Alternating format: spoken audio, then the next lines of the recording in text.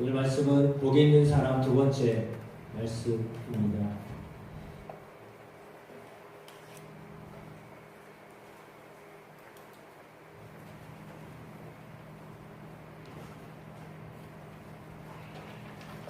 PPT가 말 안 들어요.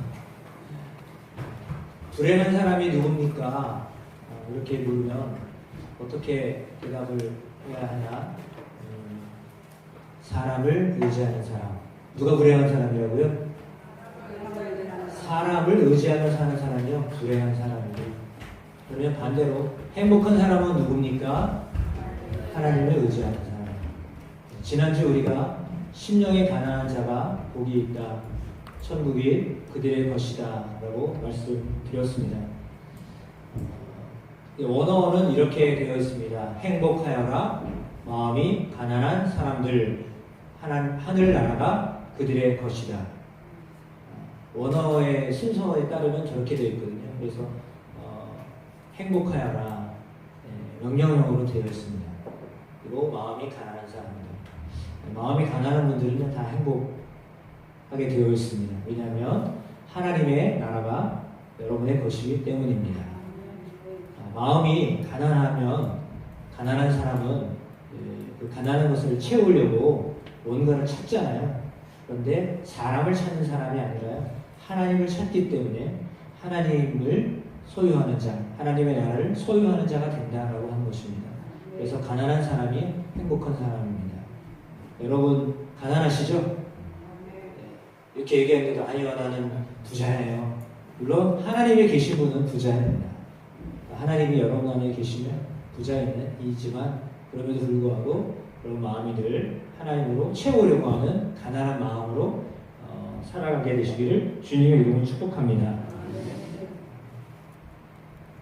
디모데후서 3장의 말씀은요, 말세에 대한 이야기를 하고 있습니다. 말세는요, 고통의 때이다 라고 말합니다. 특징이 있습니다. 사람들이 자기를 사랑합니다. 돈을 사랑합니다. 자랑합니다. 교만합니다. 비방합니다. 부모를 거역합니다. 감사하지 않습니다. 거룩하지 않습니다. 무정합니다. 원통함을 풀지 않습니다. 모함하며 절제를 못합니다. 싸납고 선한 것을 좋아하지 않습니다. 배신합니다. 조급합니다. 자만하고 쾌락을 사랑하는 것을 하나님 사랑하는 것보다 더 사랑합니다. 그러니까 하나님보다요 더 사랑하는 것이 있어요. 그것이 말세에 보여주는 사람들의 모습이다 라고 했습니다. 사실 저 모습은 제 안에도 있습니다. 저는요 핸드폰을 너무 좋아해요. 그래가지고 1년마다 바꿔야 돼요. 제가 가지고 있는 약점이에요. 3개월이 지나면요 좀이 쑤셔요. 그래가지고 이걸 어떻게 바꿔야 될까? 그래서 제가 어제 어떻게 바꿨냐면 옛날에 쓰던 거 1999년 12월에 나왔던 제가 쓰던 핸드폰 그 바꿔야 되니까 제 성이 안 차니까요. 저는 핸드폰을 또 바꿨어요. 그래가지고 노트 10으로 바꿨어요. 이거 원래 쓰던 거예요 제가. 4년 전에 멍이 들어가지고 점수를 줬던 거를 제가 다시 썼어요. 그래서 어제부터 다시 이걸 쓰고 있어요. 이렇게라도 제가 마음의 그거를 바꿔야 되는 게 사실 저의 고백이에요. 나는 내가 뭔가를 채워야 되는데 그걸 어쩌면 저는 핸드폰이에요. 핸드폰으로 저 마음을 자꾸 채우려고 하는 게 제 안에 아직도 있어요. 제가 여러분들한테 창피하지만 고백하는 거예요. 왜? 나는 내 마음을 채우려고 하는 뭔가가 있거든요. 근데 그게 때로는요 하나님보다 더 사랑할 때가 있다는 거예요. 솔직히 고백하는 거예요. 보여드릴 수도 있어요. 그게 우리의 모습이에요. 그게 말세에 사는 사람들의 모습이요. 그런 모습이라는 거예요. 자기 일을 더 사랑하고요. 하나님보다 사랑하는 게 너무 많은 거죠. 그걸 그렇게 살고 있다면 우리는 말세를 살고 있는 거예요. 저는 최소한 그래서 말세를 살고 있어요. 제 자신을 보니까 저는 말세를 살고 있어요. 신림동 성폭행범 뉴스를 잘 안 보는데 그래도 초주검을 만들어 놓고 K를 빌었다. 그래서 참 어떻게 됐죠? 돌아가셨죠. 30대 교사로 알고 있는데 돌아가셨어요.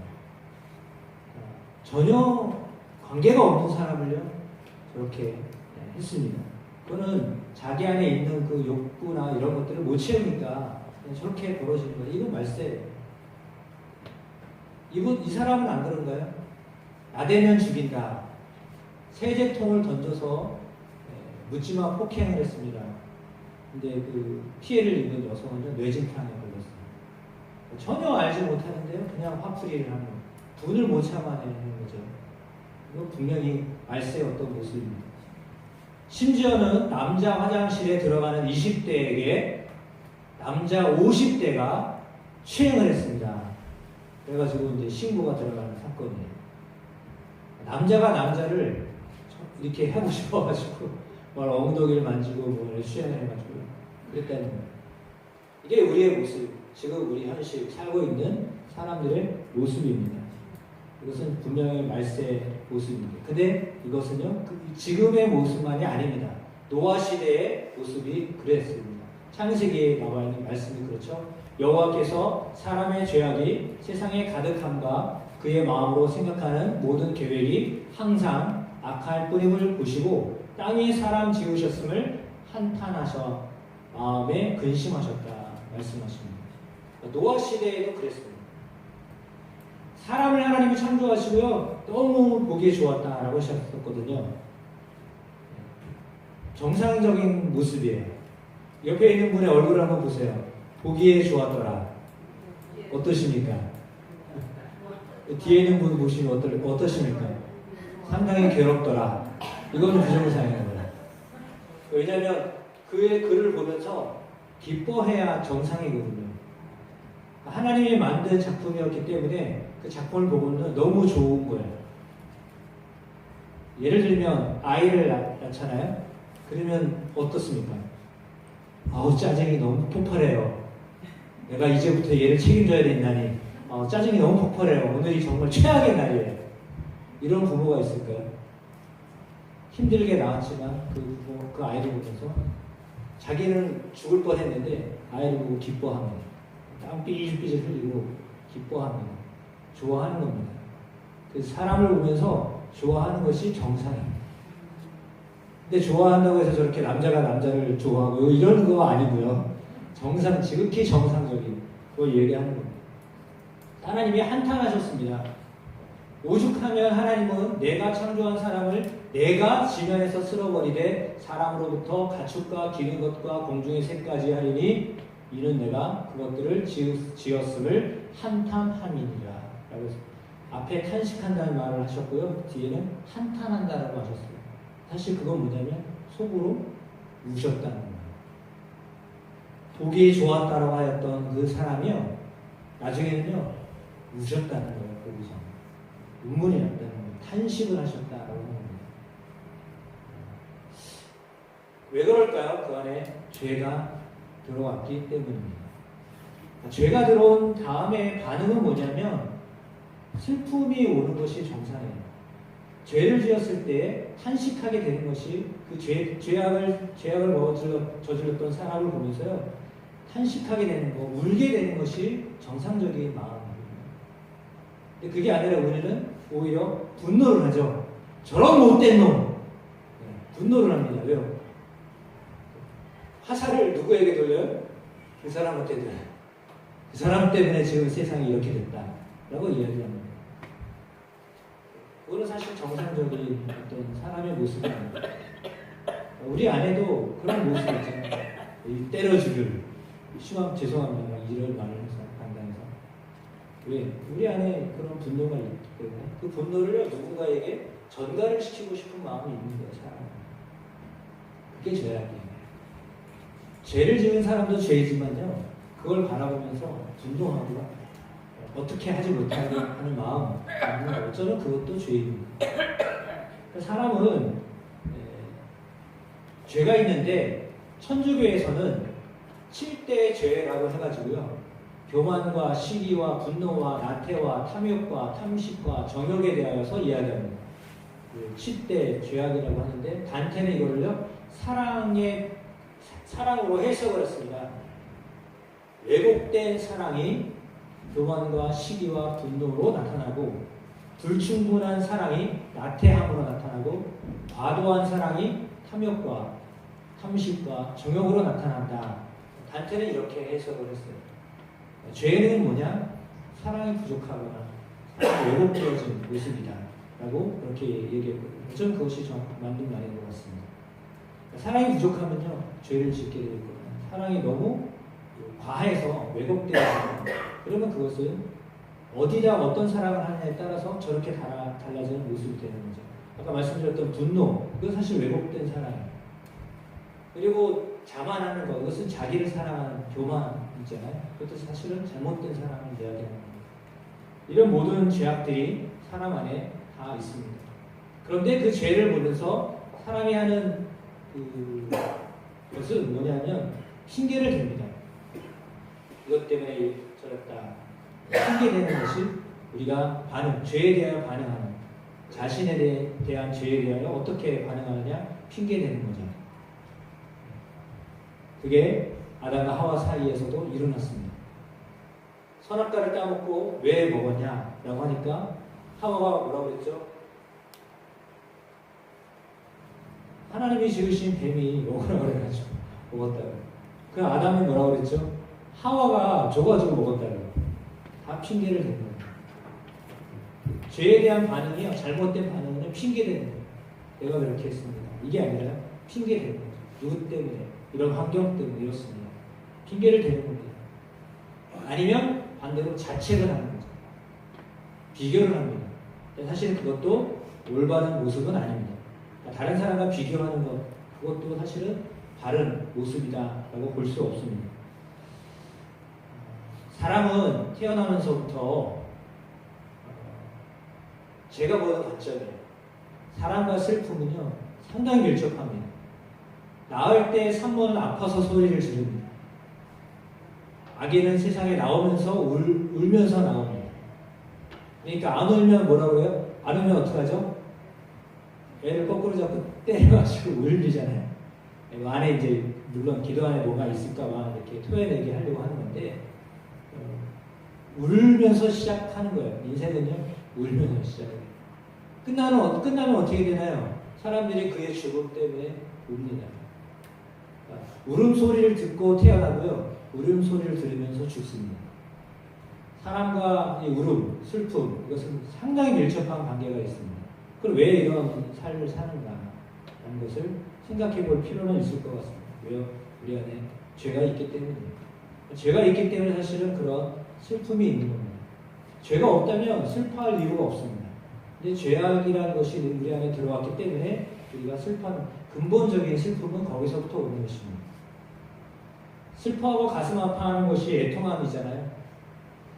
펜테오라고 합니다. 헬라어로 펜테오라고 하는데, 슬퍼하다, 마음의 슬픔을 느낀다, 어떤 일, 사실 따위로 인하여서 슬프게 여기다라고 하는 것입니다.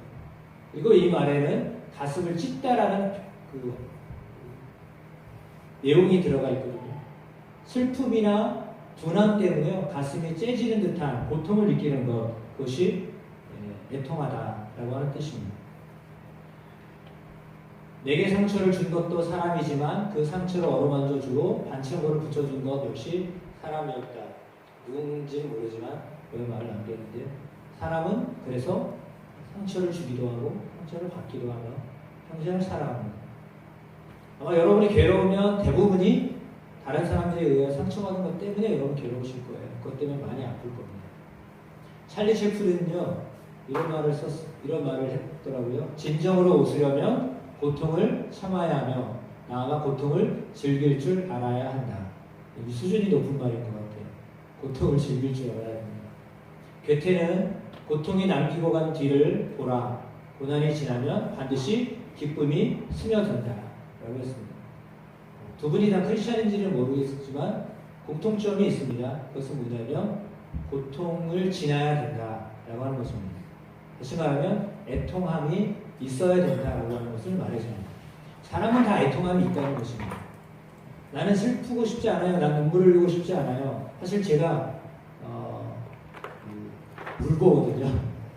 제가 울보인데 목회하면서 한 번은 제가 하나님께 기도했어요. 하나님 제발 눈물 안 흘리며 목회하게 해주십시오. 그랬거든요.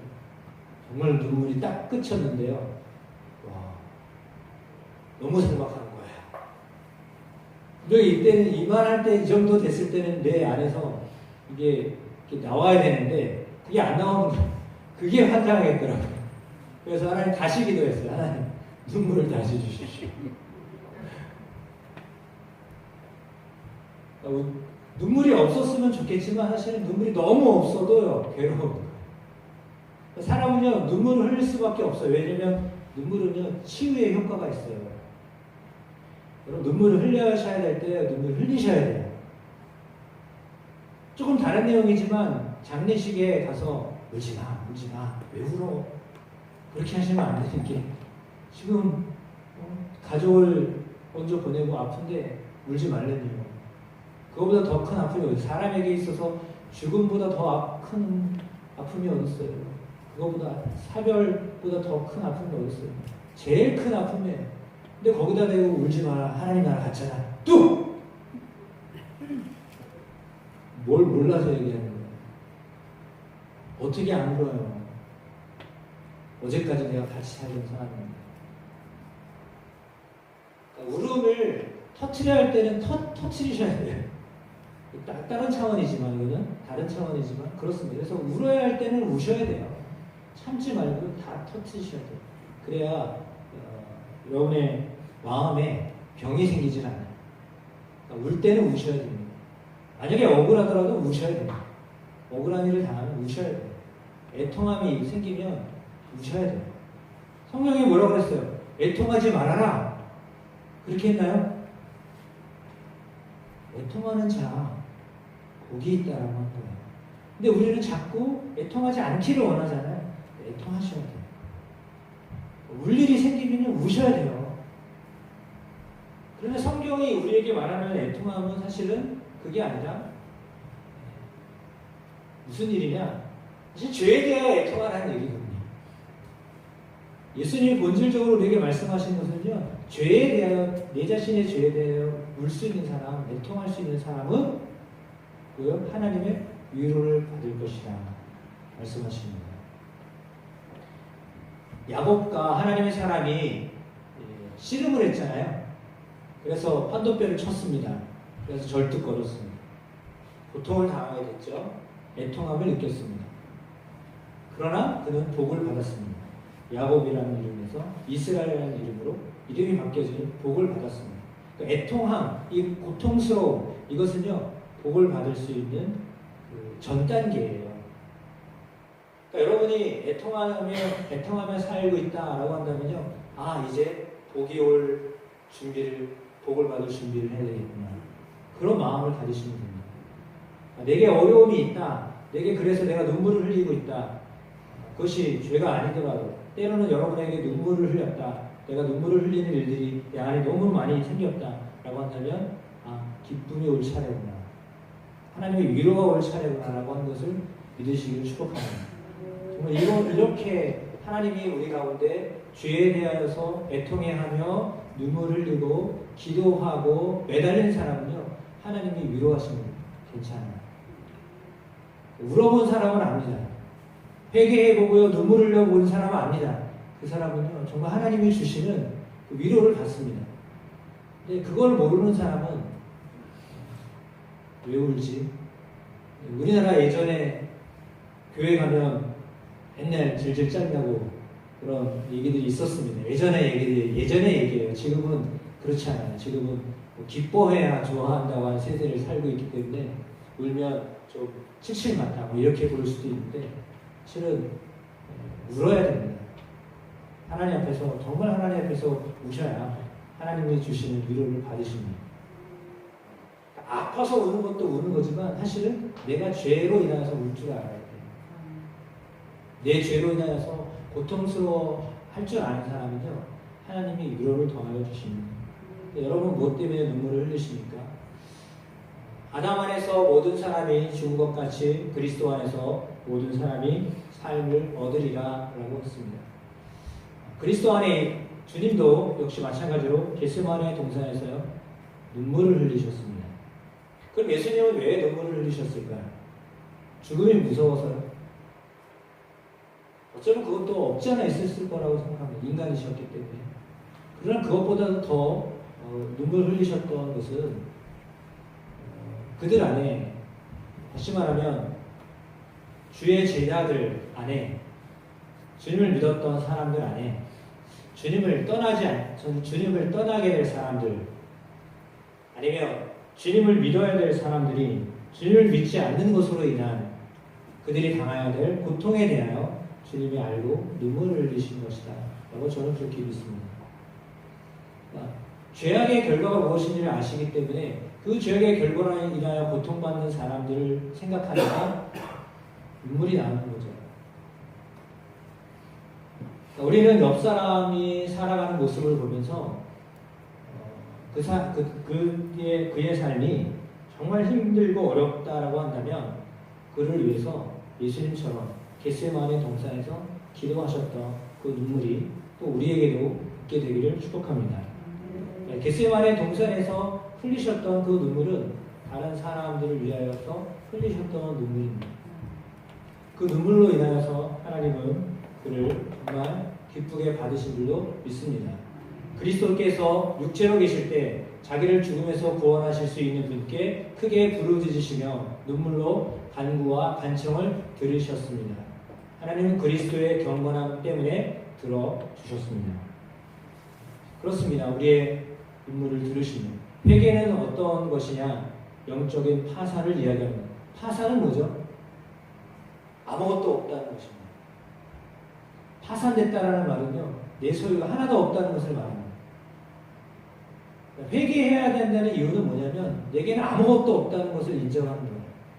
나는 아무것도 할 수 없는 존재입니다.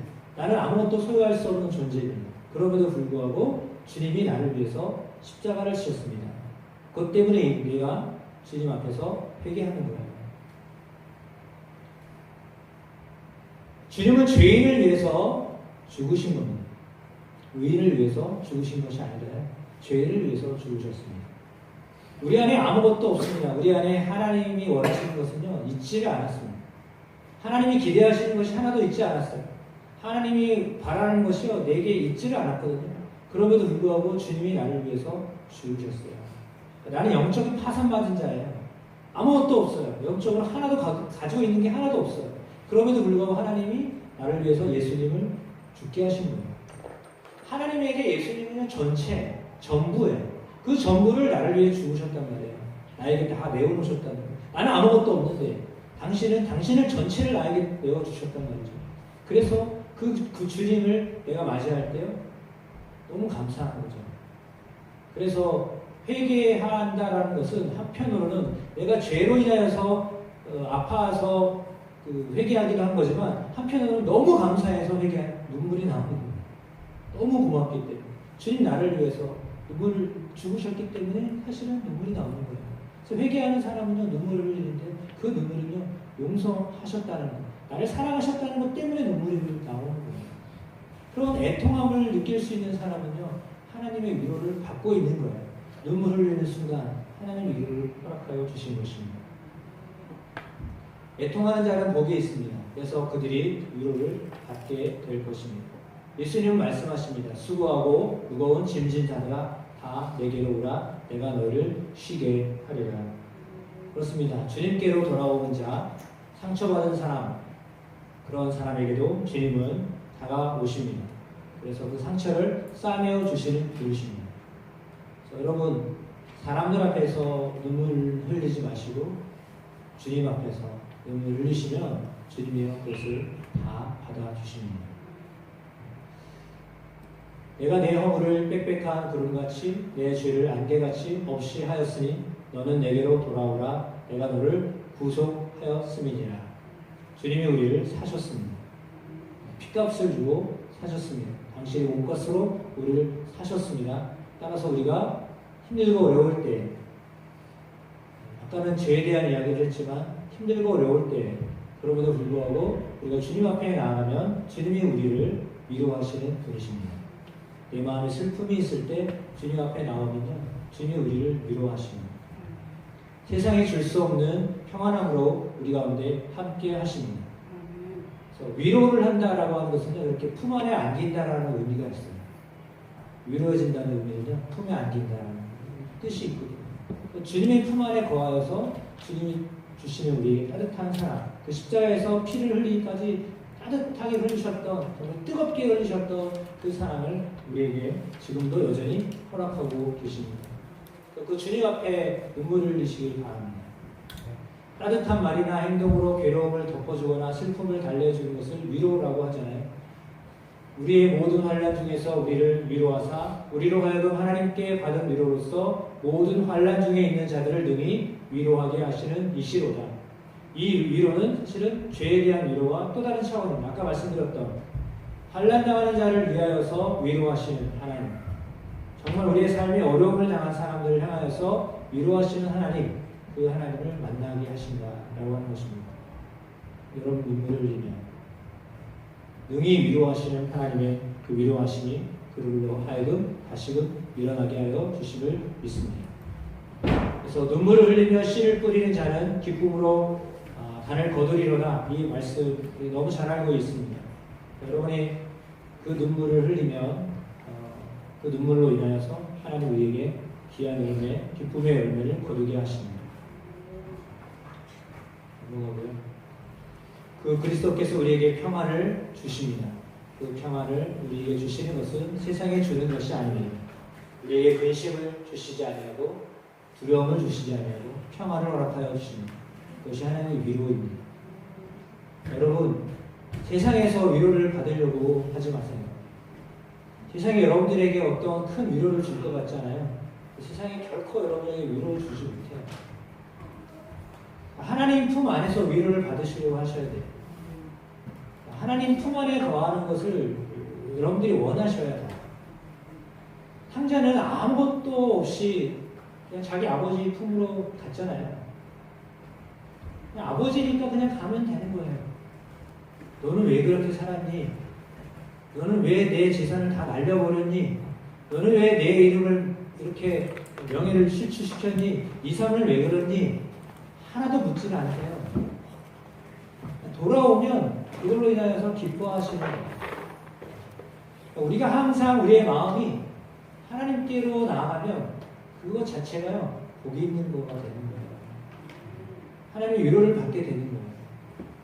제가 어제 이제 마무리하겠습니다. 어제 우리 이 청년들하고 함께 구제하면서 소연이가 간증하는 소리 듣고 제가 너무 감사했는데, 소연이는 기도를 이렇게 한다고요.